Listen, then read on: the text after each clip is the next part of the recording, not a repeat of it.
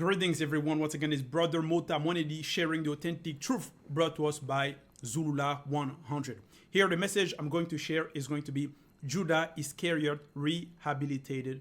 Did he really commit suicide? Because many people believe that Judas was a traitor, and many believe that Judas died, he killed himself, and so on. And you have to understand that it is a personage that was diabolized, demonized in history, and the fake pastors are speaking, saying that Judas is a traitor and so on, but they were not mandated. They don't know the true story. They don't know what really happened, because there's only one mandated teacher in our time, in our era, to reveal us the hidden mysteries of the scriptures, and that person is Zulula 100, the only teacher. So because you're told in Proverbs 19:2 that the lack of knowledge is not good for any spirit of man of the original race. So the lack of knowledge, lack of science, the lack of understanding is not good for you out there. And also in John chapter 8 verse 32, you're told, and you shall know the truth, and the truth shall set you free. So what is that truth? What is that knowledge? What is that revelation regarding Judas Iscariot? Was Judas a traitor? For many who don't know, there's also a gospel of Judas. And you have to understand that it is an apocryphal book. But here we won't go in that book. We are going to stay in the current classical day Bible to demonstrate who was Judas? Did he really die? And later on, I will provide a verse also in Bibel Katambali, the book of the truth. The only authentic Bible without any errors or contradiction. Here it is. Because we know in the current Bibles, there's a lot of mistakes, a lot of contradictions, a lot of errors. So when we go in Luke chapter 6, verse 12, you're told in the Berean literal Bible, in the current Bibles, you're told, and it came to pass in those days, he went out to the mountain to pray, and he was spending the night to pray God. So here is regarding the Christ. He went on a mountain to pray. Here it says on a mountain. But when we go in another translation, for example, the Good News translation, you're told, at that time, Christ went up a hill to pray and spend the whole night there praying to God. So there's already a difference between a hill and the mountain. Because when we speak regarding the mountain, it's regarding the magma, it's regarding the volcano, and so on, a high mountain. But when it is regarding the hill, it's different. But nevertheless, he went on a high place. And you're told that he spent the whole night there praying to God. And in Luke chapter 6, verse 13, you're told in the Amplified Bible, when day came, he called his disciples and selected 12 of them, whom he also named apostle, in bracket, special messengers, personally chosen representative. So the apostles, you have to understand, they are messengers. They're also messengers, those who are sent. And Judah was among them.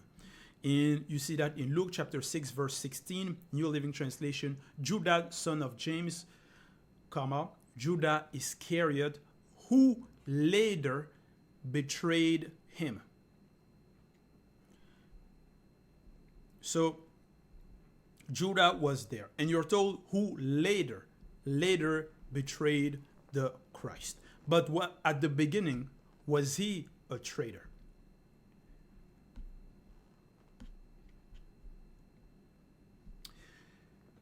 When we go in another translation, when we go in the King James Bible, you're told, and Judas Iscariot, which also was the traitor.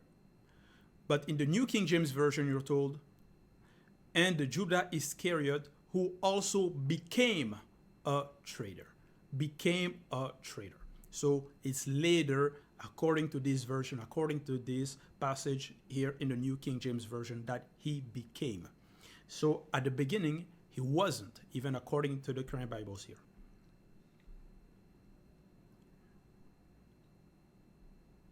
So now, when we go in John chapter 12, verse 4 to 6, you're told this. But Judas Iscariot, one of his disciples, the one who was going to betray him, said, verse 5, why was this perfume not sold for 300 denarii, the money, given to the poor? Verse 6, now he said this, not because he cared about the poor, in bracket, for he had never cared about them, but because he was a thief, semicolon, and since he had the money box serving as a treasurer for the 12 disciples, he used to pilfer what was put in it. So here you have to understand that you're told here that Judah, he was a thief, according to the current Bibles. So he had an entrance door, and that entrance door was the silver, was the money, was the fund. And it says here that, but Judas Iscariot, one of his disciples, the one who was going to betray him, said, why was this perfume not sold for 300 denarii? So he asked the question. So you have to understand here that he nevertheless said what he was thinking. He wasn't hiding his thought, his feelings regarding what happened with the money.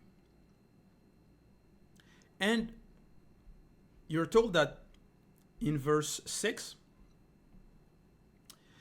now he said, this is in the American Standard Version, now this he said, not because he cared for the poor, but because he was a thief, and having the bag took away what was put therein. But you're told here that he was a thief, but nevertheless the disciples, the group, because he was the treasurer of the group, and the group didn't lack money. They still had funds. So he didn't, even though he was in charge of the treasurer of the box, of the money box, of the silver, he didn't bankrupt the group. The group still had enough funds to buy goods, to spend it on what they needed. John chapter 12, verse 4 in the King James Bible, then said one of his disciples, Judas Iscariot, Simon's son, which should betray him. Should betray him. Why the word should betray him appears here. When we go in Matthew chapter 26, verse 14 to 15, you're told, then one of the 12, the one called Judas Iscariot, went to the chief priest, verse 15, and asked, what are you willing to give me if I hand him over to you? ? And they set out for him 30 pieces of silver. So you're told here that Judas, basically, he loved the money. He had an entrance door. And because of that entrance door, you're told here that he went to the chief priest and asked, what are you willing to give me if I hand whom? The Christ. And you have to understand that when he asked that, hand him over, regarding handing the Christ over, it wasn't his intention or he didn't know that they were going to kill him. That wasn't his intention, for the Christ to die. And what happened there is, you have to understand, there is a familiar spirit. Because when we go regarding as well the name, when we go in Genesis chapter 37, verse 26, in the Amplified Bible, you're told, Judas said to his brothers, "What do we gain if we kill our brother and cover up his blood?" In bracket, murder. You see? So this is in Genesis chapter 37, verse 26, is regarding Judah. And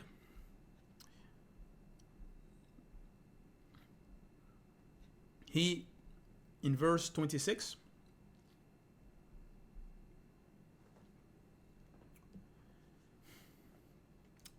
he said to his brother,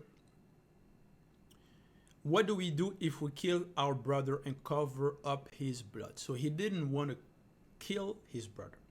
In verse 27, he says, "Come, let us instead sell him to these Ishmaelite and Midianite, and not lay our hand on him, because he is our brother and our flesh." So you have to understand here, also according to the current Bibles, it was the money. Money was also played a part regarding Judah's decision. And you'll see later on Judah as well regarding the Christ. And like in Genesis, that Judah as well didn't want to kill his brother, didn't want to murder him. Now, when we go in John chapter 13, verse 2, you're told, "The evening meal was underway, and the devil had already put into the heart of Judah, the son of Simon Iscariot, to betray." So, because of the entrance door that Judah had opened regarding the visible wealth, regarding the silver, regarding the money. And when we go in John chapter 13, verse 7 to 11, you're told, "Christ answered and said to him, What I do you do not realize now, but you will understand hereafter, period." Verse 8, Peter said to him, "Never shall you wash my feet." Christ answered, "If I do not wash you, you have no part with me." If I do not wash you, you have no part with me. And verse 9, Simon Peter said to him, "Lord, then wash not only my feet, but also my hand and my head." Christ said to him, "He who has bathed needs only to wash his feet, but is completely. He who has bathed need only to wash his feet, but is completely clean, and you are clean, but not all of you, period." Verse 11, for he knew the one who was going to betray him, for this reason he said, "Not all of you are clean." But nevertheless, you have to understand that Judah's feet was also washed. Judah was also washed. He was cleaned because he was there. And because this happened in verse 7 to 11. Verse 27. And when Judah had taken the morsel, Satan entered him, period. Then Christ said to Judah, What you are about to do, comma, do quickly, period. He said that to Judah. So there was a code between the two.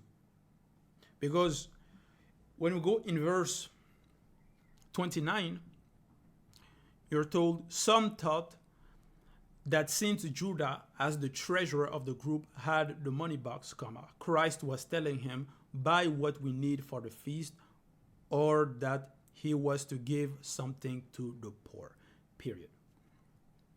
So already Judah knew something that the others didn't. And so they had like a private conversation. And the Christ said to him, do it fast. You have to understand, because if Judah was going to do it at his own time, he would be lost. So he had to do it fast. In Zechariah chapter 11, verse 12, you're told, I said to them, if it seems good to you, comma, give me my wages, semicolon. But if not, comma, do not, period. So they weighed out 30 pieces of silver as my wages. So what Judah did was already prophesied, because Judah was also given 30 silver pieces. And when we go in Matthew chapter 26, verse 15, in the New International Version, you're told, and ask, what are you willing to give me if I deliver him over to you? Question mark. So they counted out for him 30 pieces of silver. Matthew chapter 27, verse 9, you're told, this fulfilled the prophecy of Jeremiah that says, they took the 30 pieces of silver, the price at which he was valued by the people of Israel. But the question is, where is this written? In Jeremiah. Because when we know it's written in Zechariah. When we go in Zechariah chapter 11, verse 12, you're told, I said to them, if it seems good to you, I give my wages, but if not, do not. If it seems good to you, comma, give me my wages, but if not, do not. So they weighed out 30 pieces of silver as my wages. Matthew chapter 27, verse 3 to 4, you're told. Then when Judah, who had betrayed him, saw that he had been condemned, comma, he felt remorse and returned the 30 pieces of silver to the chief priest and elders. Verse 4, saying, I have sinned by betraying innocent blood. But they said, what is that to do with us? Question mark. See that yourself. See to that yourself. So here, because you're told, when Judah, who had betrayed him, saw that he had been condemned, comma, because that wasn't his intention for him to be killed. But when he saw that, when he realized that, he felt remorse. He felt remorse. He felt remorse and returned the 30 pieces of silver to the chief priests and elders. He returned the money. He had remorse.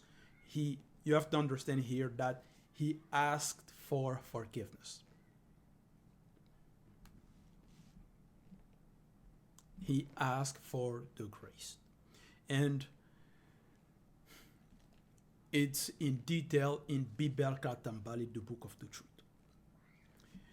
In Zechariah chapter 11, verse 13, you're told, then the Lord said to me, throw it to the potter as if to the dogs. This is, according to the Korean Bible, that magnificent sum at which I am valued by them. So I took the 30 pieces of silver and threw them to the potter in the house of the Lord. So he threw the money. So you see, it was prophesied. What Judah did, what happened, was already prophesied by a prophet. Act. Now, when we go in Acts chapter 1, verse 18, you're told in the New International Version, With the payment he received for his wickedness, Judah bought a field, semicolon, there he fell headlong, his body burst open, and all his intestines spilled out. And you have to understand that that is completely false. Because you were told that he returned the money. How are you going to return the money? Meaning you threw the money to, because in Matthew chapter 27 verse 3, you're told, when Judah, who had betrayed him, realized that the Christ had been condemned to die, he was filled with remorse. So he took the 30 pieces of silver back to the leading priest and the elders. He brought it back. He returned the money. So if you return the money, you cannot buy a field with that money. You see, already there's an error, there's a contradiction, because he did not buy a field with that money. And in Acts chapter 1 verse 19, in the Berean Standard Bible, you're told, this became known to all who lived in Jerusalem, so they called that field in their own language Akel Dama, that is, field of blood. And that's completely false, because here you're told, this became known to all who lived in Jerusalem, so they called that field in their own language, their language, and not our language. So the person who's writing is not familiar, is not his language, because if it was his language, he would be writing in our language. You see? So it's somebody that is exterior. You have to understand here that it's completely false. Who wrote this? Wasn't it supposed to be Luke? It's false. Act chapter 1 verse 20, you're told, for in the book of Psalms it is written, let his place of residence become desolate, and let there be no one to live in it. And again, let another take his position as overseer. So here in Act, you're told that he's quoting a book of Psalm, and supposedly that was supposed to be regarding Judah. But when we go in Psalms, because when he says, for in the book of Psalms it is written, let's go in the book of Psalms to see if it is truly written that. Psalms chapter 69 verse 25, you're told, may their encampment be desolate, semicolon, may no one dwell in their tent. You see? Here in Psalms, when we read what supposedly Act chapter 1 verse 20 refers to, it says, may their, that's plural, their encampment be desolate. So it is referring to many people, their encampment. May no one dwell in their tent. Their tents, plural, is referring to many people, many tents, many encampments. You see? In many tents. But in Acts chapter 1 verse 20, he says, let his place of residence, his place. New American Standard Bible, in Psalms chapter 69 verse 25, you're told, may their camp be desolate, may there be none living in their tent. So it was many people, not just one person. So Acts chapter 1 verse 20 is already misquoting. It's already contradicting what is written in Psalms chapter 69 verse 25. In Proverbs chapter 17 verse 17, you're told, in the New Living Translation, a friend is always loyal, and a brother is born to help in time of need, period. And when we go in the Louis II Bible, that's a French Bible, when we translate, it says, the friend loves at all times, and in misfortune, he shows himself a brother. This is in Proverbs 17, verse 17. And in John chapter 15, verse 15, you're told in the New International Version, I no longer call you servants, because a servant does not know his master's business. Instead, I have called you friends, for everything that I learned from my Father I have made known to you.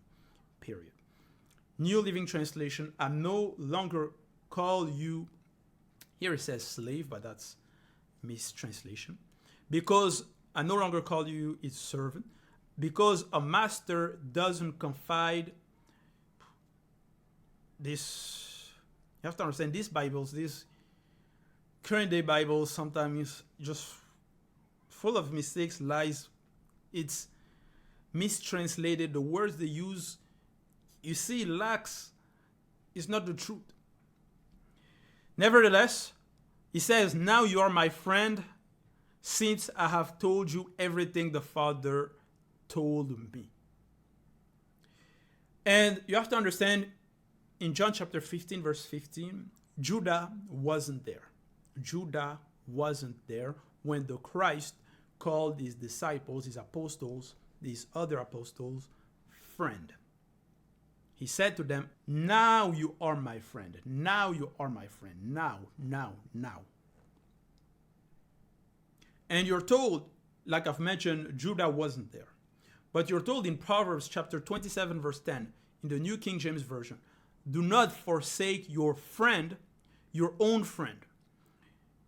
Do not forsake your own friend. And when we go in Matthew chapter 26, verse 50, you're told, Christ said, my friend, comma. My friend, comma. You understand? So, regarding Judah, it wasn't in John chapter 15, verse 15, it wasn't at that moment that the Christ called Judah his friend. Because when we go in Matthew chapter 26, verse 50, he says, my friend, because he was already calling him that, even before.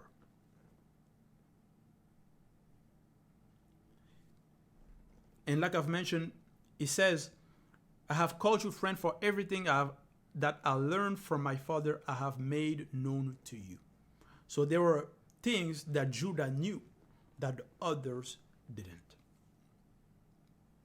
And the Christ called him my friend.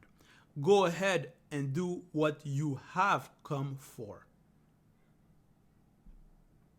New Revised Translation, friend, do what you are here to do. In the translation, Abbé Crampon, he says, friend, this is what you are for. This is what you are for. So he changes. You see, he changed the conception. In Jude, chapter 1, verse 11, Amplified Bible, woe to them, for they have gone the defiant way of Cain, and for profit they have run headlong into the hair of Balaam, and perished in the rebellion of mutinous Korah. Period. Why is the name of Judah not there? You have to understand that Judah was saved. He didn't die.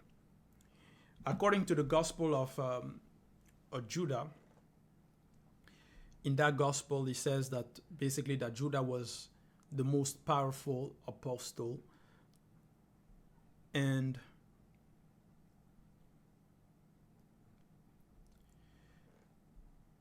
also that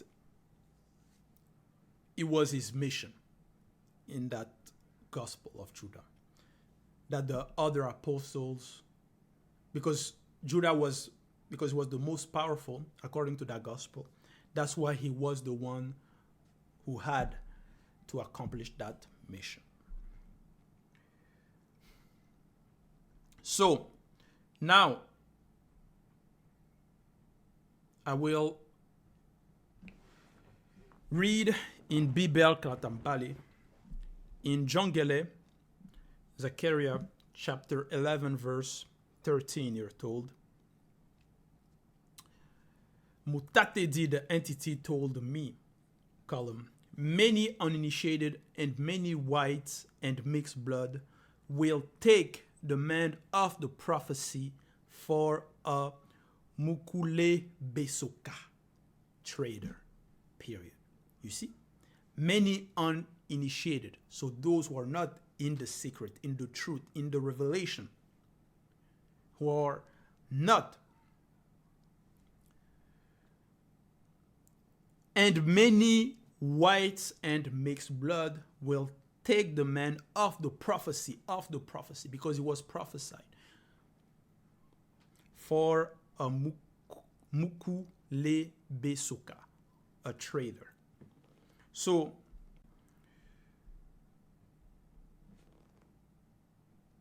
Judah, his true name is Soma, and it means the salute. And